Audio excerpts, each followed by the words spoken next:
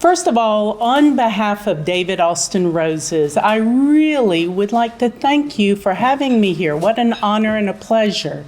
And I'd like for you to begin by, or I'd like to begin by you giving yourself and all of the organizers an amazing round of applause.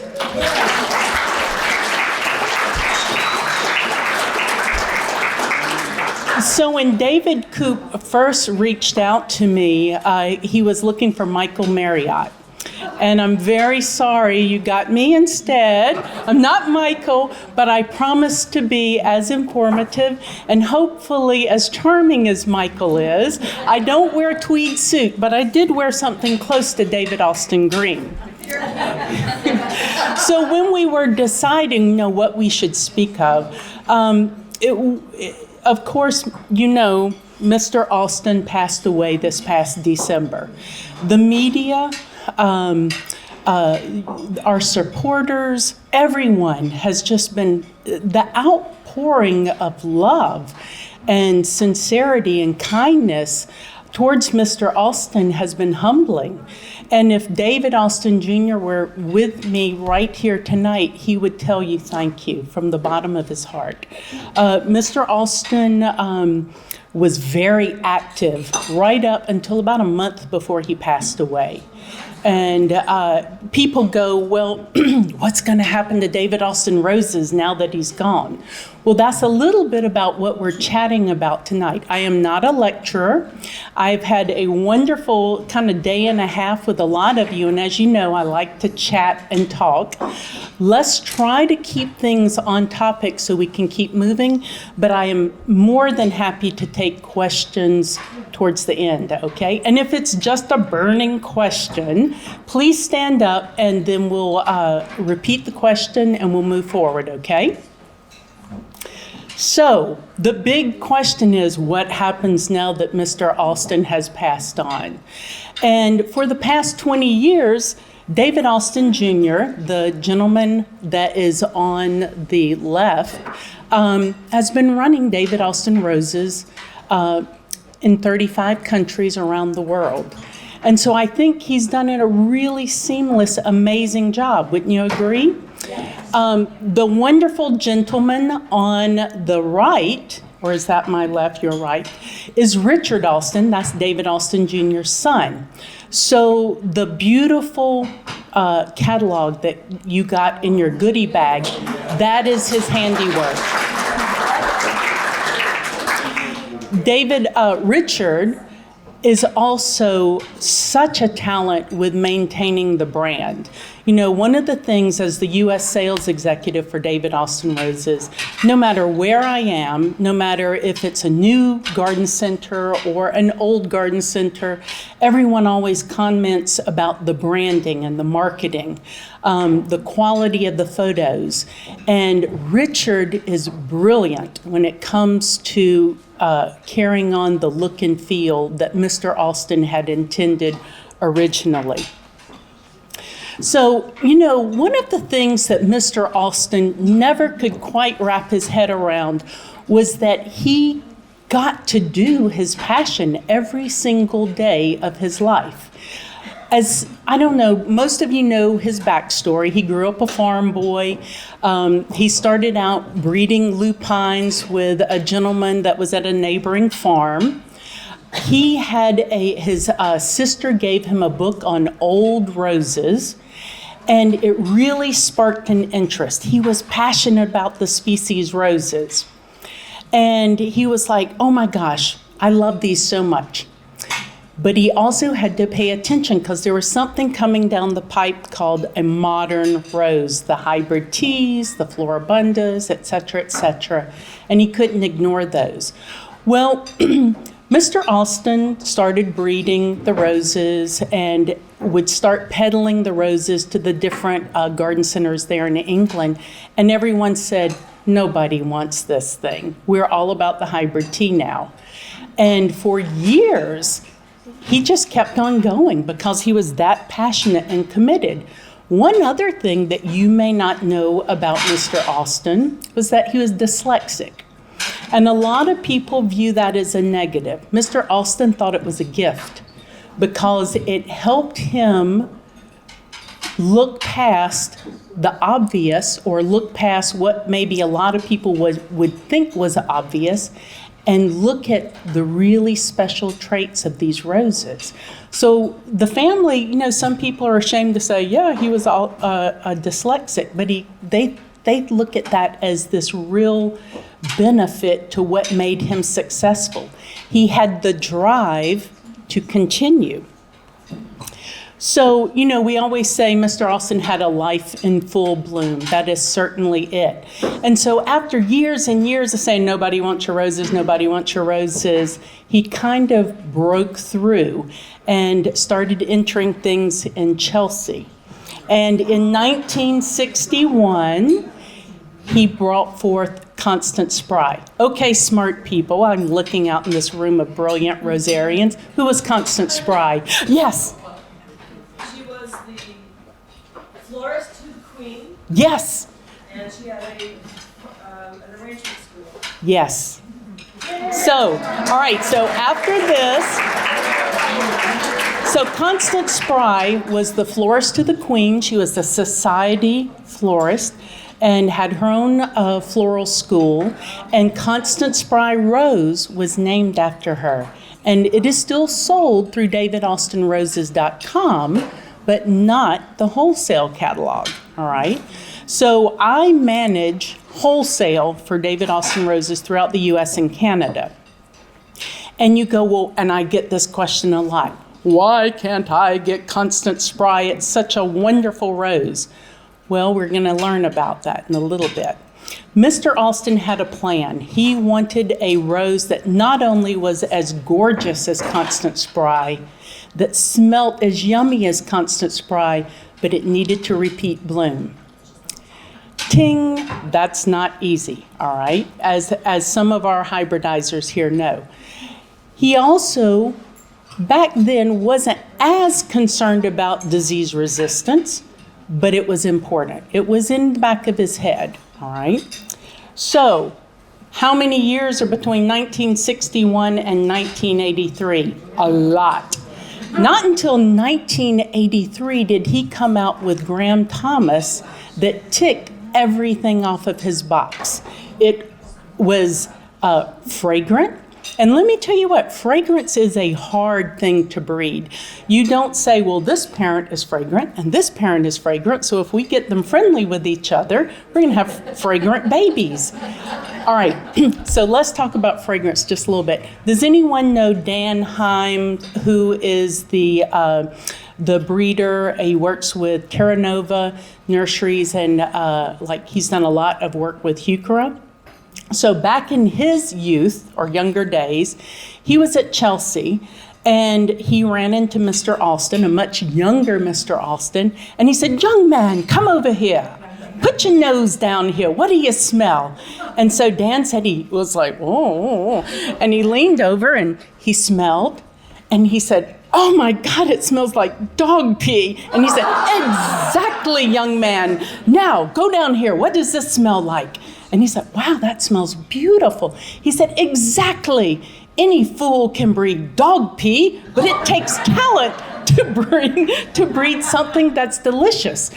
And it is so true. So Old Rose, one of the fragrances that we all say roses should smell like, when bred just by itself, in its purest Old Rose form, smells kind of bad. It needs to be tempered with fruit or citrus undertones or myrrh undertones to soften it and make it nicer to the nose. So Mr. Austin knew this. And just because you breed something that comes out fragrant doesn't mean it's a nice fragrance. So there is art in doing so. So now let's go back over here to Graham Thomas. So Graham Thomas was fragrant. It repeat bloomed. That was huge. It was disease resistant, and it was gorgeous. So here's a question I got yesterday, and I get from a lot of people who go, you know, I have this rose, and it said it only gets 4 feet tall, but that thing's 15 feet tall now. Well, we categorize Graham Thomas as a climber. The British, and because of the breeding of the David Austins, they're not heirloom roses. So if there's anyone left in the room that think David Austins are heirloom roses, they're not.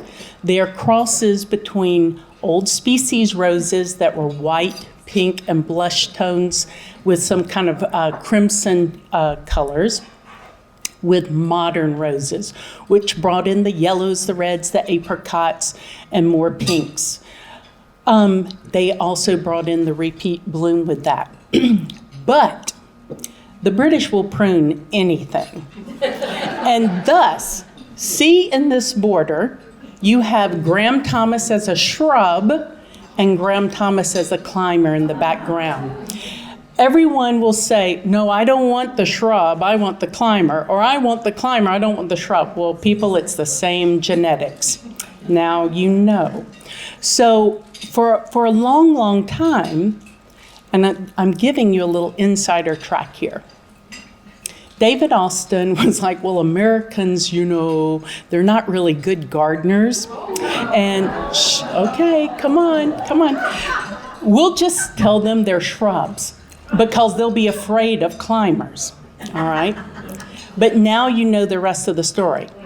So I have a master's in horticulture, and when they hired me, I said, the same genetics, right? And they said, yes. And I said, if you think it can be a climber, it will be a climber in the United States. You need to start marketing it that way.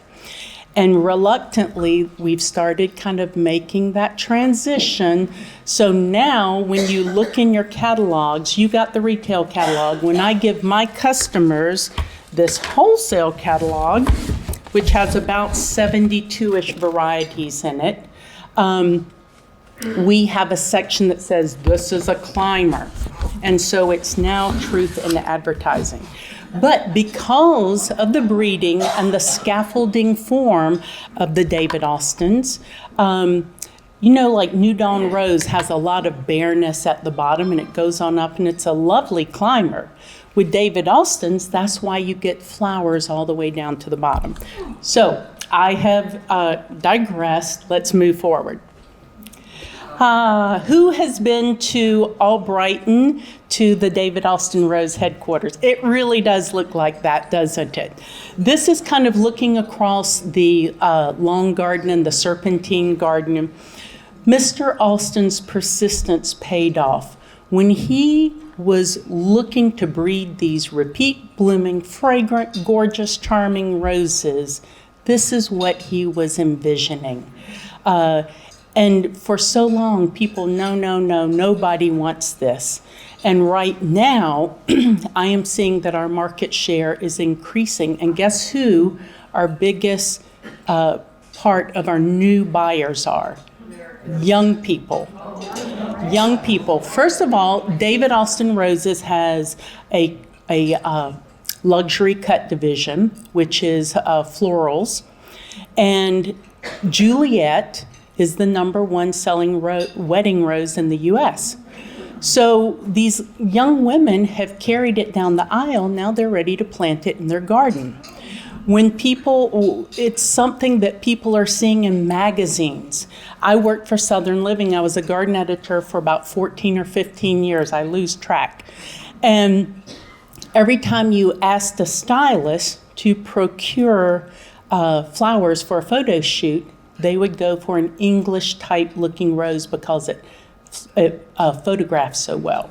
When Mr. Austin was breeding these, he was very particular. I was with David Jr. in a trials that we were doing in Salinas, California. And there was a rose there. You're not supposed to know the name, but I found out it was Endeavor. And I was like, David, why aren't we offering this at wholesale? This is it looks like a camellia. It's got nice thick leaves. It's got luscious big blooms. He said, look at the petals. And I said, okay, they're pretty. He said, no, really look at the petals. How does the light pass through the petals? It didn't. And he said, that's why Dad does not want to make it wholesale, because he is looking for petals that are sturdy but are like alabaster, light passes through it, so the garden dances.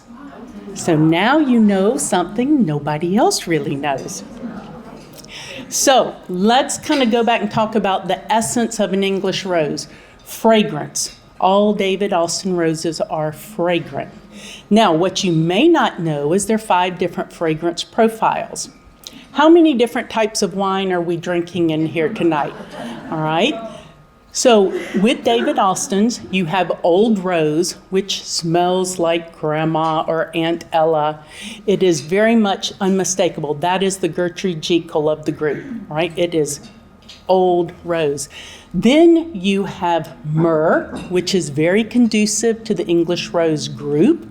Smells like anise or licorice, and a lot of Americans go, ooh, licorice. That's the British's favorite fragrance. That's like Gentle Hermione. It's a real warmth smelling. It doesn't smell like straight up licorice, but it has a nice warm undertone to it. Then you have Fruity, which the Americans like the best. And fruity can be anything from opening a jar of jam to citrus. One of my favorite roses in my own garden is the Poet's Wife, which is a newer introduction, and it smells very citrusy. There's one that cut flower farmers adore called Tranquility. And people who don't really understand will look at the chart and they'll go, oh no, it's only a fragrance rating of 2. I only buy 4s or 5s for my garden center. Well, you're leaving a lot of amazing genetics on the table. The cut flower farmers love it because it holds up well, it's nearly thornless, and if you're having a nice dinner somewhere, do you want to smell Aunt Ella in the center of the table when you have prepared this lovely meal, or do you want something that's a very light apple scent? So you can't drink Bordeaux all the time, folks. You have to have some Pinot Gris in there every now and then. So let's see, musk. Musk fragrance is often in roses like Ramblers that have a high stamen count. And musk doesn't smell groovy like Jovan musk, but it does have an earthiness and a warmth to it. It comes out very strong, and it's the one a rose fragrance that really wafts through the air in the first couple of days. All right, and then it dissipates to undertones of honey. It could be rose, hints of clove, vanilla, so it's quite nice. And it's not a fragrance that we see so much in the collection, but is there. And then let's see, what else do we have? We've done tea. So tea smells like opening a packet of black China tea. And it's very conducive to yellow or apricot-hued roses.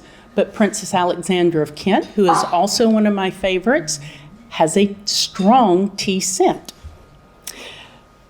They're repeat blooming, we hit on that. Bred for disease resistance. Beauty and grace have to be a part of it. The thing that knocks my socks off is I travel between San Diego and Vermont, going into all of the top garden centers around the U.S. I also work with a distributor in Canada, and all of the roses we grow go up into Canada.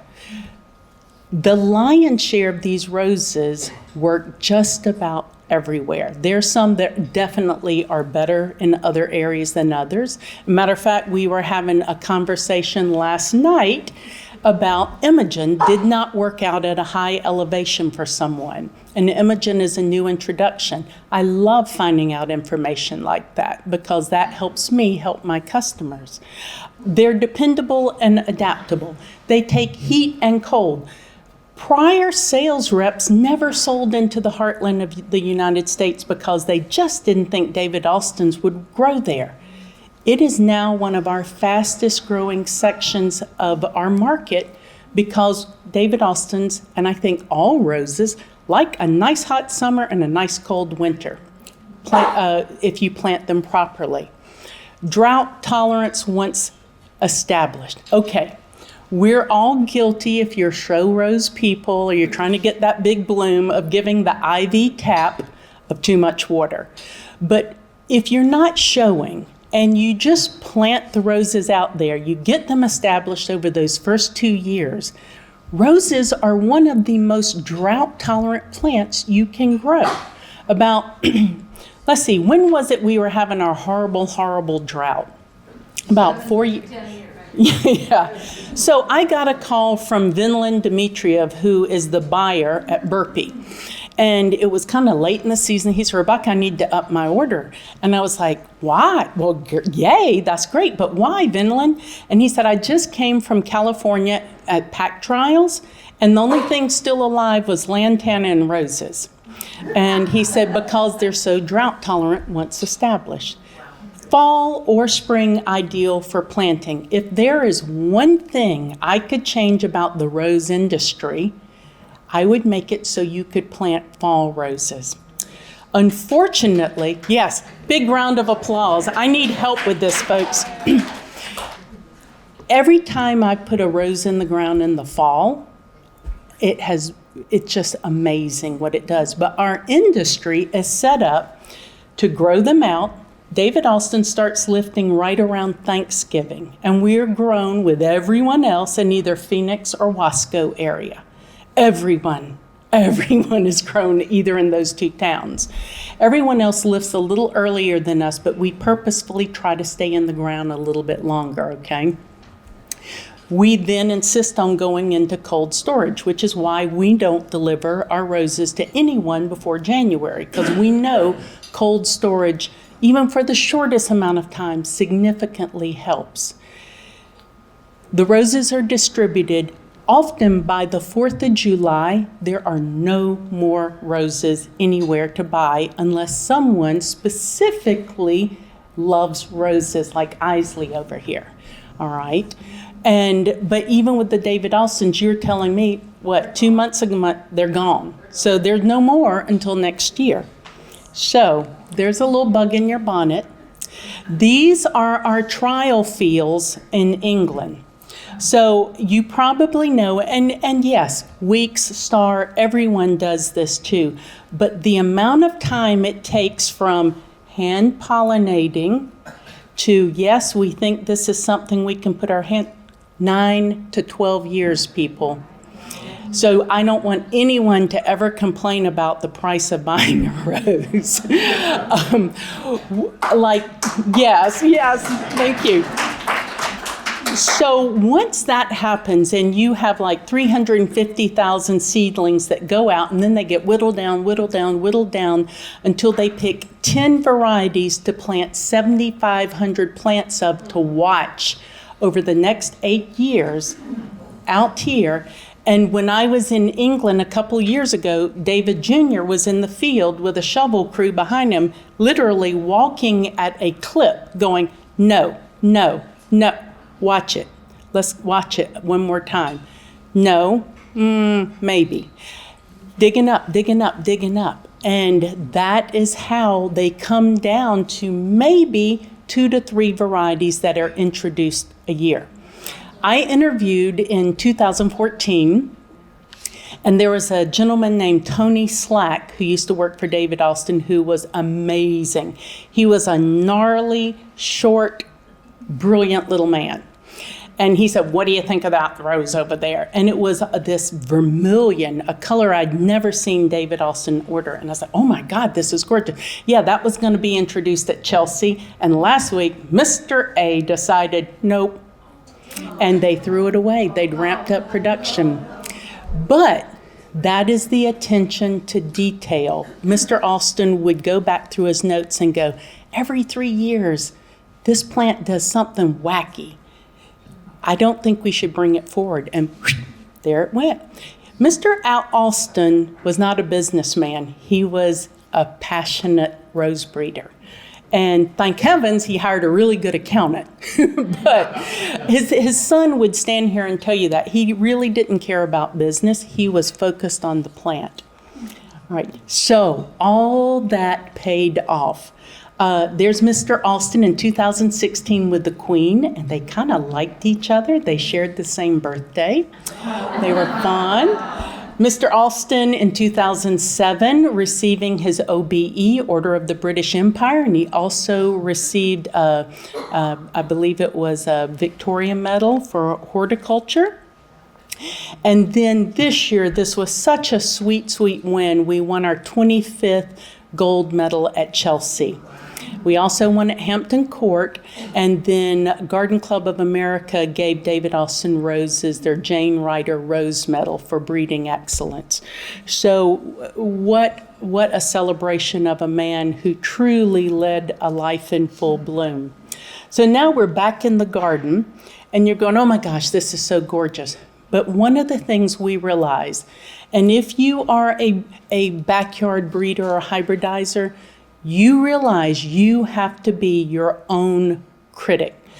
Because when something is so pretty, I get questions all the time, why don't you have this rose anymore? Why don't you have this? Your job is to breed and continue doing better, not to rest on your laurels, right? So we had to start getting tough. When we started making our selections with breeding, we had to go, what is time to retire? What's time to get out of the mix? This is Carl Bennett. Carl started when he was 18 years old. He lives literally a stone's throw from the farm in Albrighton. And Mr. Alston has mentored him for 30 years. Basically, Carl's brain and Mr. Alston's brain are fused together. So he knows what's going on. They work with a team of between 12 and 16 horticulturalists, and they kind of carry out the plan of all that hand pollination and culling to go out into the field. But it really has to be a labor of passion for all of that to happen.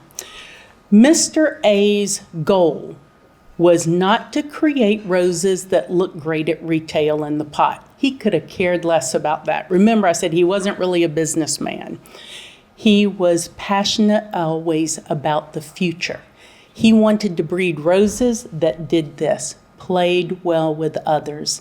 He wanted his roses to look beautiful with other roses, other perennials, other shrubs. He could care less that it looked pretty in the pot. I think they still look pretty good in the pot, but his goal was 3 years down the road, 5 years down the road, 12 years down the road. So we all have our favorites. I think Abraham Darby may be one of the favorite roses for the U.S. market. Has a wonderful fruity fragrance. It grows in heat and humidity. We hear people saying it grows quite well up in cold areas. The British hate it, and they have retired it because it is riddled with black spot over there, and it's just not hot enough there, and the light's not bright enough for it to do what it can do here. I always get asked, why don't you plant any more Jude the Obscure? Oh my God, what an amazing, they describe the fragrance as smelling of Saltern wine and wine gels. So it's a kind of this fruity, rosy yumminess. Let me tell you something about business. We would love to sell Jude the Obscure to everyone who wanted it, but you only have so much space in the field. Each rose is like a child. It has its own special personality.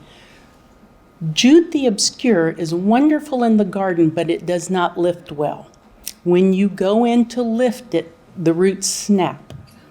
And so you only get about 50% of what you put in the field that you can sell. So let's do some math. You know, you can't devote 20 rows to Jude the Obscure when you know that only 10 rows can be sold. And so that's why Jude the Obscure is often obscure. So let's talk about some of these old favorites that have been retired. Yes, Evelyn, who is known for her fragrance, when we do our trials, riddled with disease. My God, is such a gorgeous, gorgeous rose. And she actually was retired a couple years ago. So if you have her in your garden, take care. Someone had a lovely LD Braithwaite in the show today. hang on to that plant because LD has been retired. So here's some backstory. LD Braithwaite was Pat Alston, that's Mr. Alston's wife, that was her father. And he funded a lot of those years that Mr. Alston hadn't brought anything to market. So for them to retire that rose was pretty serious. They thought that there would, it was time for it to be retired. Pat Alston, Mr. Alston's wife, that amazing copper color, wonderful fragrance. Again, in our trials, it was always a weak link. Lady of Shalott has superseded it. So I will argue for you for this. I think Pat's color is richer and it smelt a little better, but when you look at the performance of Lady of Shalott, Pat never could touch the performance. So here are some amazing plants. Starting in 2010, Mr. Alston and his team were like, wow, we just made some major changes that are changing a lot in how we breed roses. In that year, Princess Alexandra of Kent came out. She is the one I was telling you earlier. She's got these wonderful, large, luscious, tea-scented flowers and works spectacularly well in a container, lovely in the ground. I see her do phenomenally well from sea to shining sea, even in Houston, Texas. Oh. This was also the same year that Munstead Wood came out. Now, I love Munstead Wood for fragrance and its remonancy, but I'll be honest, this one's more disease resistant because Munstead Wood does get black spot and powdery mildew. Lady of Shalott, we have talked about. Lady of Shalott is so versatile. You can keep her pruned in a large container. Her superpower is espaliering. She is stunning espaliered, all right? She can be a big back of the border, kind of arching, voluptuous girl hanging out back there. She's great on a privacy fence to kind of let her tumble over and then come on down. You can keep her trimmed up. I'm too busy for that personally, but you can keep her trimmed up. When he came out with Olivia Rose Austin and the Poet's Wife, ding, ding, ding, Mr. Austin, who would never say his favorite rose, whispered that Olivia he thought was his best rose to date. So she got all the press, and she's a wonderful rose, but Poet's Wife is winning all the awards. Last year, Poet's Wife won Best Rose at the Portland International Rose Trials. Amazing dark green, thick, shiny leaves, kind of a 3 foot by 4 foot form. I had mine in my north of Seattle garden throwing out, it wasn't pretty, but it was throwing flowers at Thanksgiving last year for me. So that's pretty impressive. Olivia is more upright, she could be a natural hedge. If you like to cut flowers and bring inside, oh my goodness, she is a good cut flower. Desdemona came out. Everyone said, Desdemona made the cover. She's on the cover of the little books that you got. Love Desdemona, very high fragrance rating. Nobody talked about the Ancient Mariner, but Ancient Mariner, people who've grown it go, Shazam. That thing, the first year we had it out, it was coming out of the pots and it was like, rah, I want to live. And you can just tell it's going to be a strong grower. So here is a secret about Ancient Mariner. And my rose hybridizers, you'll understand this. You have done thousands and thousands of crosses. There's all these subtleties that you have to pay attention to. When they got down to the end, and this isn't really information to be shared, and I'm being videotaped, but now you know, there were 2 Ancient Mariner S that was probably a chromosome off or something. One was fragrant and one was not. They looked identical. They went round and round. Is this the one? Is this the one? Is this the one? Is this the one? When they finally nailed it down, they got the one that was fragrant. But the imposter was so close, but it didn't have the fragrance. So there you go. This year in retail, or when I say retail, I mean wholesale, like going to Isley's Nursery, we introduced Bathsheba, which the British actually came out and said is a climber. So if they're saying it's a climber, you know that sucker's gonna climb here. It's a nice big high petal count bloom. The people who have grown it, because it sold through so fast, have been very impressed with it. Imogen, I'm gonna tell you the good and bad and ugly about Imogen. In the trials, she is a little workhorse. She'd probably make a good substitution for iceberg if you're looking for something else. In your highlight, so she's a pale yellow. She's going to be more creamy toned in your highlight here. I love her. My serious rose buyers love her. She's not striking it with the U.S. market. People are looking for more color and pizzazz, and she just kind of does her job. And she's not a show pony. So you may see Imogen drop out of the U.S. market in a couple of years. But it's one of those things you don't know until sometimes you just try. Roald Dahl, named after the children's book's author's 100th birthday, and I think it was his wife or relative came out and she picked the rose that she wanted to celebrate that. Excellent remonancy. The thing about Roald Dahl is it doesn't flower all at once. It just kind of sputters along, but it's really nice when you're blending it with other things. Not every rose is supposed to just be like, whoop, whoop, whoop. It's nice to have balance and texture and rhythm with bloom in your garden. Not everything has to be the show pony. And I think this is a good supporting actor for the border.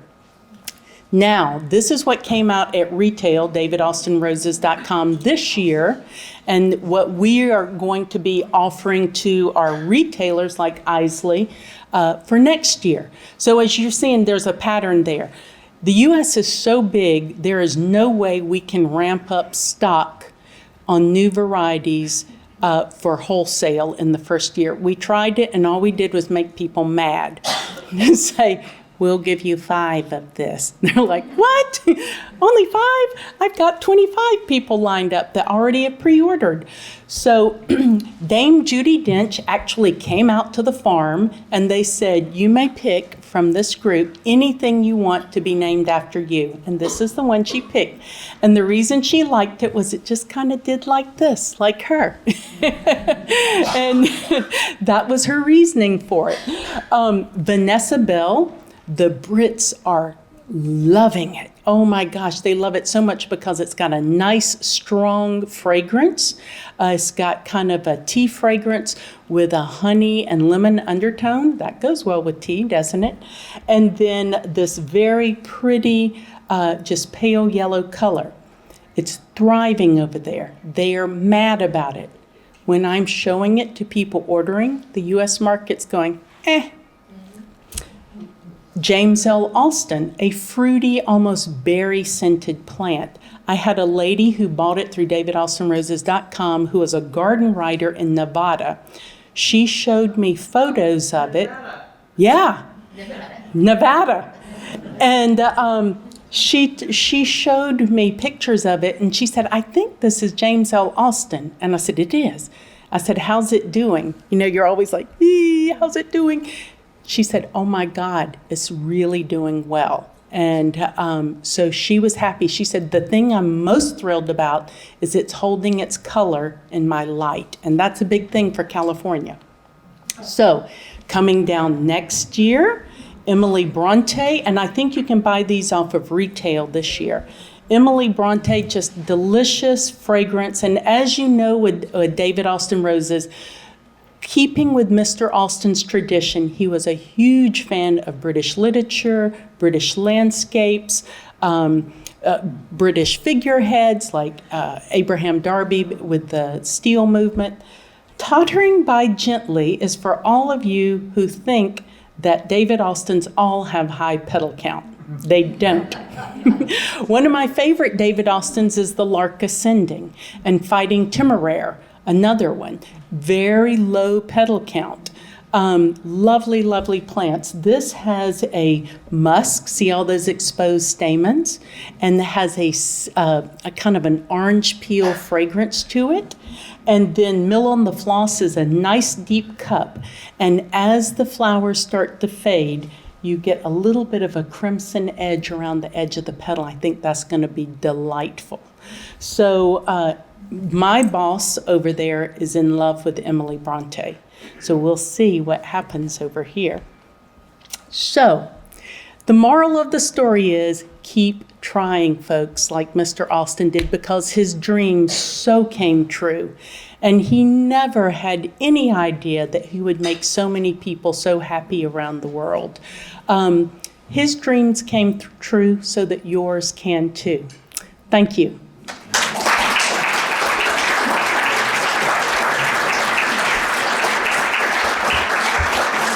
Okay, it is 8:50. Let's take a few questions, and if you'll stand up, and I'll put in my hearing horn so that I can hear you, and I'll repeat it, and then we'll try our best to answer it. Okay, who has a burning question? Are all the hybridizers for David Austin in England, or there's some in other countries? All in England. It all happens here at the mothership. Everything happens there. And what happens with the flow is, of course, after the 8 years or 12 years or whatever it ends up being, because some things go long, some things they know coming out the chute, wow, this is great, and it gets pushed forward. First, it's released in England and Europe, okay? Of course, that's the home base. Then it has to come over into the U.S. and be quarantined. We start trialing it to see if it's fitting to release here. There is one that we have called Carding Mill, which is amazing rose, loves the heat and the sunshine, and Barbara Streisand actually loves it a lot, by the way. But it is not sold in England because it doesn't get hot and sunny enough over there for it. So once it's over here in quarantine and we trial it out, we start making some decisions about should it be offered or not. Some things, I'm a huge own root fan personally, but some things like Boscobel, we don't offer own root because it just needs grafting. All right, so we have to make those decisions in the U.S. as well, or budding, whatever you want to call it. All right, another question. Yes? I don't know. So the question is, why doesn't David Austin ever ID his pollen? Maybe he's super secret. I don't know. That is a question I'm going to find out. Yeah. Well, I will put it this way. So you know this whole, I want to extract roses and make essences from it and rose oil and all like that. So I called over and I said, I have some people who are really wanting to grow large quantities of David Austins. I know, which ones have the most damask parentage? Crickets. Nobody would reply. So I think there's a lot of proprietary information that even I'm not privy to.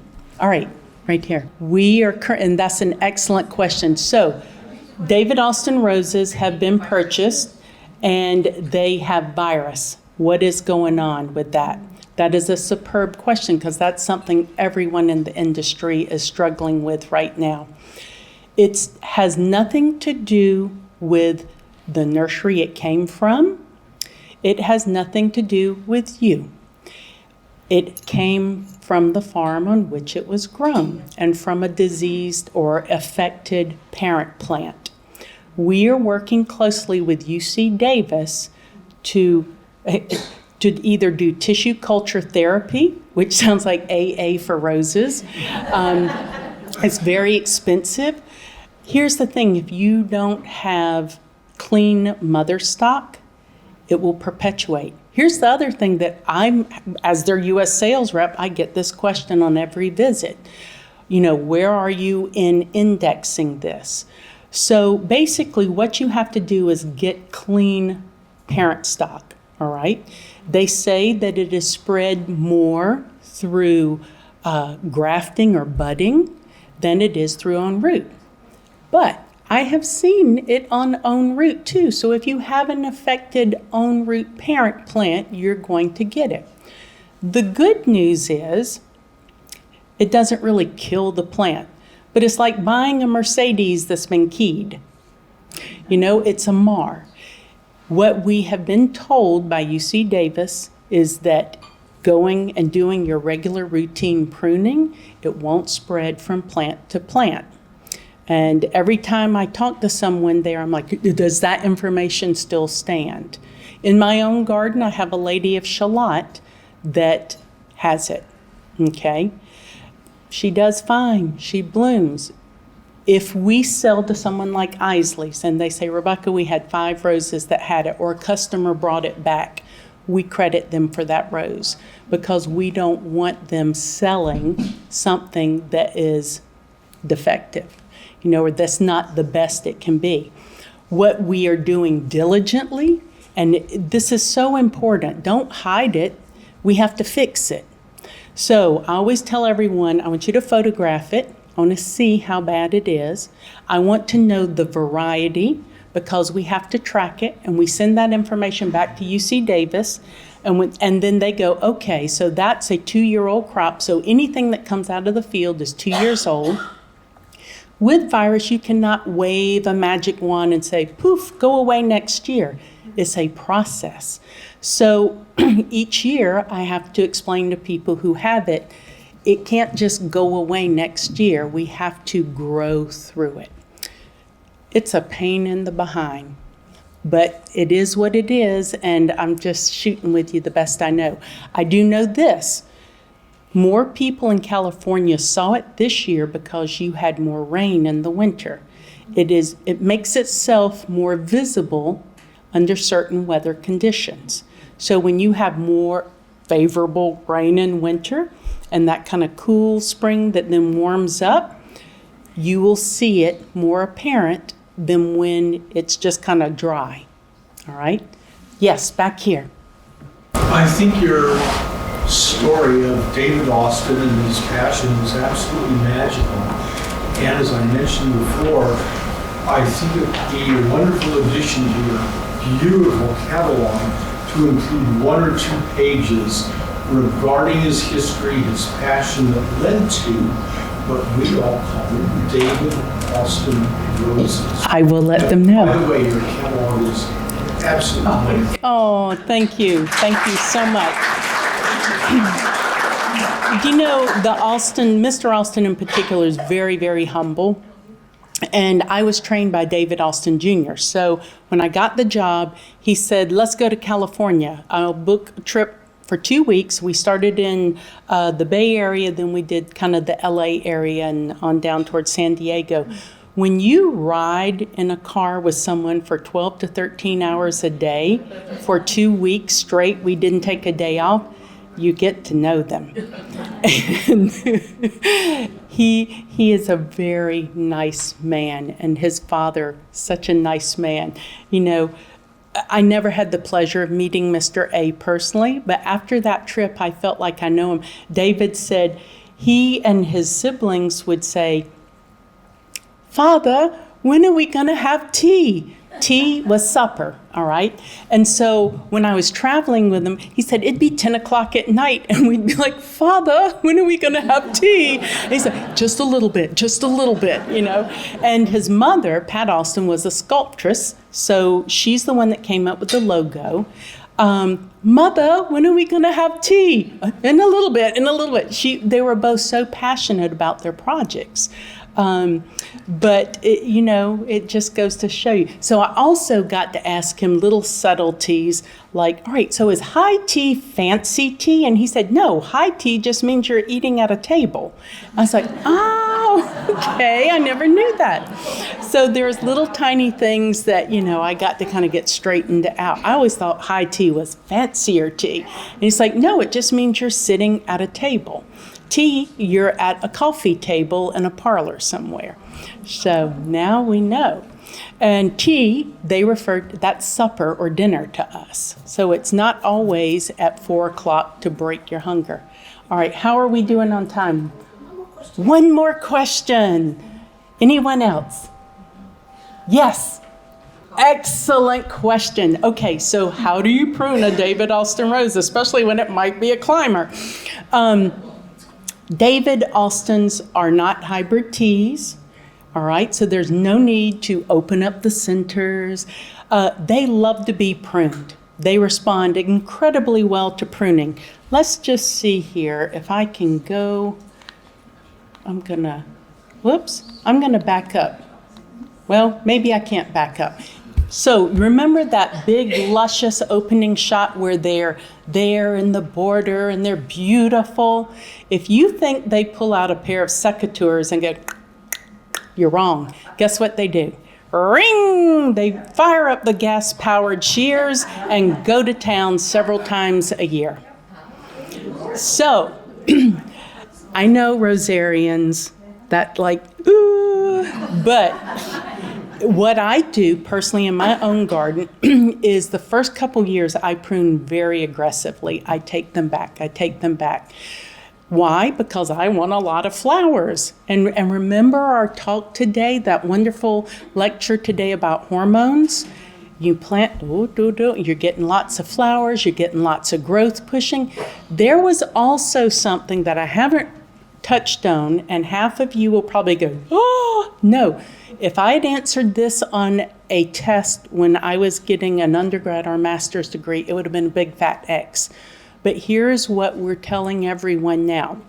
Whether you're in a really cold area or not, this is especially helpful in windy areas too, plant deep. All right? So you always thought that graft has to be above the ground or things are going to rot. Well, if it's going to rot, it's going to rot, period, all right?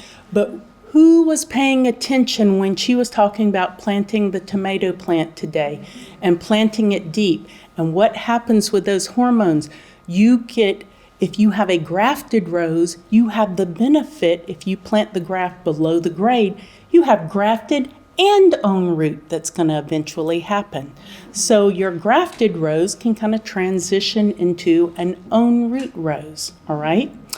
If you have an own root rose where the crown of the pot is, plant it down below the grade. Where I am now up in Seattle, I only put it about an inch deep because it gets cold, but it's not crazy cold. My customers in Albany, New York, Wisconsin, Minnesota, which, David Austins don't do that well in Minnesota, but they're people that will do anything to have them. They're planting them 4 inches below grade, and they're surviving and mulching them. I was like, just let it be an expensive annual. This sounds crazy to me, But they're doing it, and they're having success. So plant deep. But yeah, going back to the pruning, they respond so well to pruning. Remember, they are a border rose. They're not precious. So look at, after going into year 3, the best thing you can do is get yourself a cocktail and go out and go, all right, dead, disease, dying. We're out of here. All right, let's do a little hair cutting. Cham. If it looks good, go away. That's all you have to do. If you are in a border and you have the salvia crowding over into it, it doesn't have to be a perfect bouffant hairdo and be even on each side. Let it blend and meld into the garden because that's what Mr. Austin wanted. If it's a climber, the first 2 years, if I know it's going to be a climber, I still cut it back to get it nice and bushy. Then going into year 2, and if you're in Southern California, if there's anyone that came up or really hot areas, then the year 1, this is going to happen. You get these big canes that start going, wee, let's do something. You can selectively pick the ones you want and start training them, and then just prune the leaders off of them and treat it that way. So don't sweat it. It's not gonna die. Yes. It's time to say bye-bye, folks. It has been wonderful. Thank you.